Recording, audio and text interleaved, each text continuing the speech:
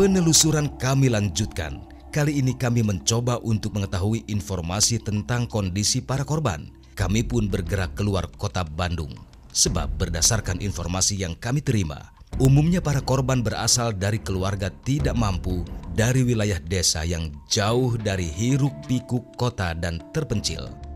Saat ini kami sedang dalam perjalanan untuk menemui pihak dari keluarga korban pelecehan seksual. Ini membutuhkan waktu sekitar 4,5 jam untuk sampai lokasi. Kita akan menggali dan juga berbincang langsung dengan pihak keluarga korban pelecehan seksual mengenai bagaimana peristiwa yang kemudian menimpa korban, yang kemudian juga menimpa 21 santriwati di wilayah Bandung, Jawa Barat. Kita akan temukan faktanya. Kami berkendara lebih dari 5 jam untuk tiba di lokasi tempat keluarga korban tinggal. Suasana khas pedesaan yang tenang segera menyapa tim fakta. Saat ini saya sudah sampai di kediaman atau tempat tinggal dari korban. Ini di wilayah Kabupaten Garut, tapi saya tidak akan menyebutkan secara pasti lokasinya di mana, karena untuk kepentingan menjaga psikologis korban sekaligus keluarga dari korban. Kita akan coba menemui pihak keluarga pada malam hari ini. Dari keluarga korban, kami akhirnya mengetahui bagaimana awal mulanya hingga peristiwa-peristiwa tragis yang menimpa para korban terjadi. Sebagian orang tua menyatakan setuju menyekolahkan putra-putri mereka karena terdakwa menyatakan akan mendidik mereka dalam sebuah pesantren. Aku belum ngomong.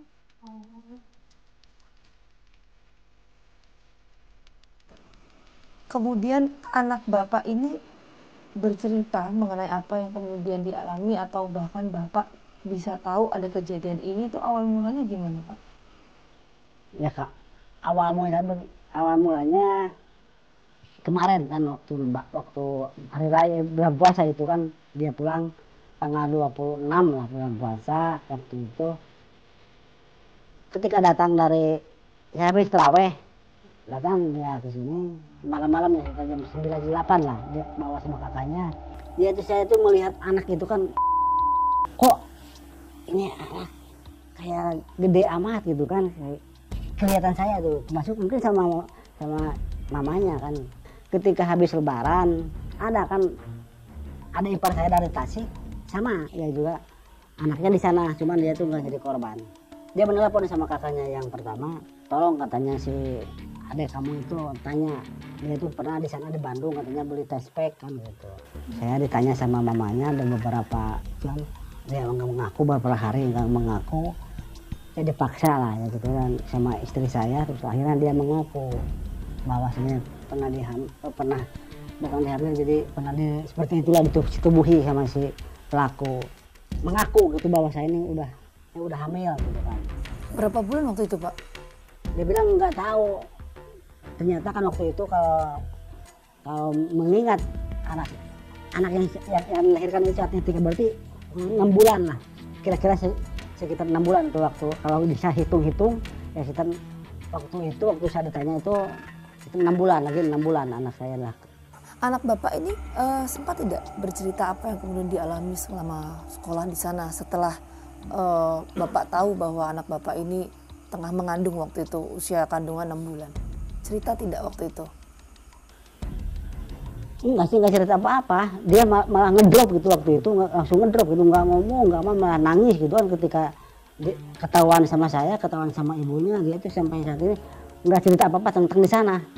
Pak, tentu kan nanti kan kita masih menunggu ya Pak ya, nanti vonisnya seperti apa, hukuman yang akan dijatuhkan juga seperti apa. Tapi kalau kita melihat kemarin tuntutan itu kan 15 tahun ya Pak ya. Nah, respon dari Bapak sebagai ayah dari korban seperti apa? Ya makanya, iya saya ini kalau hanya 15 tahun saya kira itu nggak adil lah bagi saya. Soalnya ini orang seperti saya ini hanya ingin mencari keadilan gitu. Kalau menurut saya itu, kalau memang ini hanya 15 tahun, saya bilang mending aja saja yang penjara kan gitu. Mungkin saya akan patahkan leher dia itu, benar-benar saya tuh. Saking saya ini mirisnya, saya bukan berarti saya benci sama siapapun, enggak, cuma saya ini ingin mencari keadilan lah. dari pemerintah, dari siap yang penegak hukum itulah harapan saya.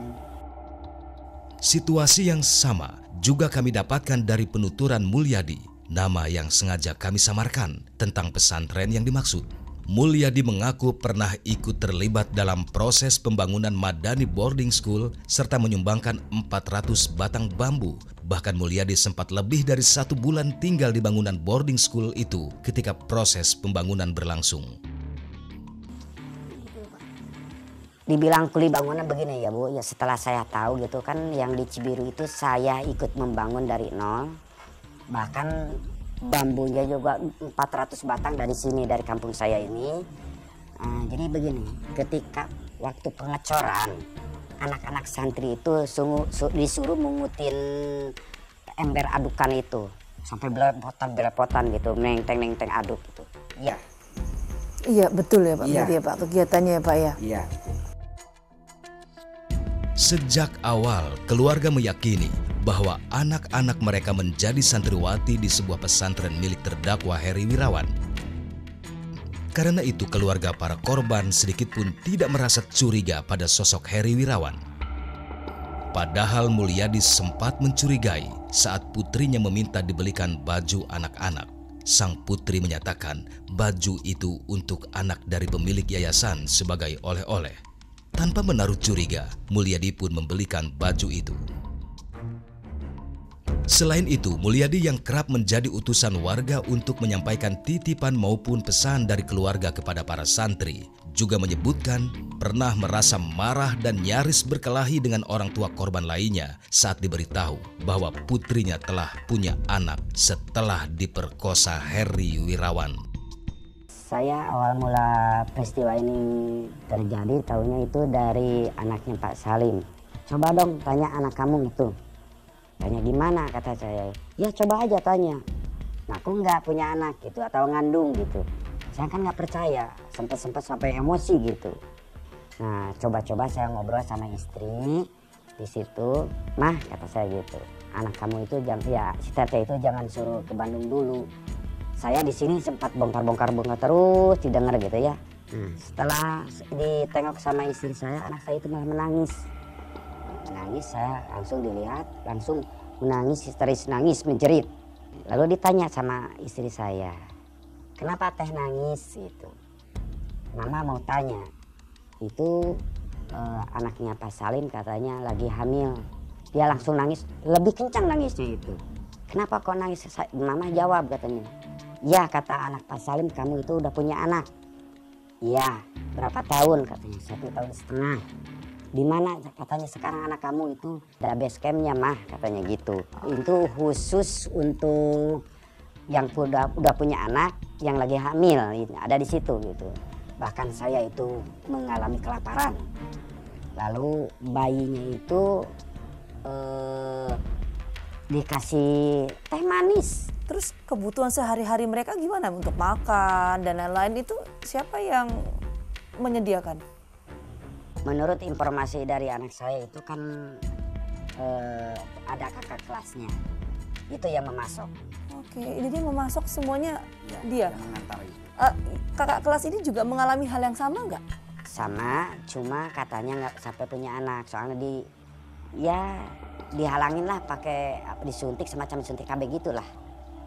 Nah Pak, anak Bapak sempat cerita nggak? Kan tadi Bapak mengatakan bahwa pelaku ini tinggal dengan kakaknya ya? Iya. Di sekolahan tersebut atau pondok pesantren ya, Iya, istilah yang tadi Bapak sebut. Kakaknya ini juga mengetahui nggak ada kegiatan atau peristiwa ini yang terjadi di sana? Iya, baik. Saya pernah tanya gini sama kakaknya itu, Bang namanya itu. Itu yang tidur siapa, A? Yang mana? Yang kecilnya itu, anak bungsu saya katanya gitu. Nah setelah saya tahu dari anak saya, bahkan anak saya bilang itu bukan anak bungsunya Bang. Salah satunya anak korban. Cerita anak saya, sesudahnya anak saya melahirkan itu sempat diasuh sama ibu tirinya si predator itu, si pelaku itu. Anak saya itu mau disetubuhin itu Bu. Fakta menarik kembali kami temukan. Ada nama baru yang disebut warga, selain istri Harry dan Asep yang disebut-sebut warga sekitar gedung asrama dari boarding school. Ada nama Bambang dan ibu tiri Harry Wirawan yang ikut terlibat dalam pengelolaan sekolah itu. Bambang disebut-sebut pernah mengantarkan salah satu santriwati bersalin di bidan. Sementara ibu tiri Harry sempat ikut merawat bayi-bayi yang dilahirkan para santriwati di sebuah base camp khusus yang digunakan untuk menyembunyikan santriwati yang hamil maupun bayi-bayi mereka. Lalu sejauh mana keterlibatan keluarga dalam hal pengelolaan yayasan yang dibangun Harry? Benarkah mereka tidak mengetahui perilaku jahat Harry Wirawan? Atau mereka sengaja membiarkan dan menutup-nutupi kebiadaban Harry?